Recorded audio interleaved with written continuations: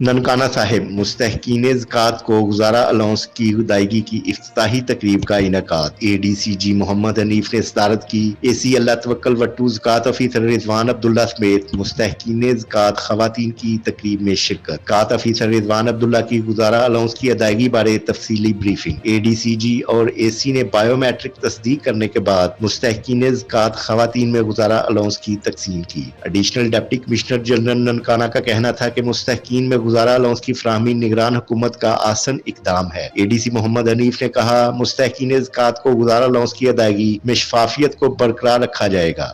مستحقین زکوٰۃ کو گزارہ الاؤنس کی ادائیگی کی مکمل نگرانی کی جائے گی۔ 2071 مستحقین زکوٰۃ کو 18,000 اور 104 نابینا مستحقین کو 24,000 روپے فی کس کے حساب سے تقسیم کیے جائیں گے۔ مستحقین میں تقریباً 3,97,74,000 روپے کی رقم شفافیت کے ساتھ تقسیم کی جائے گی۔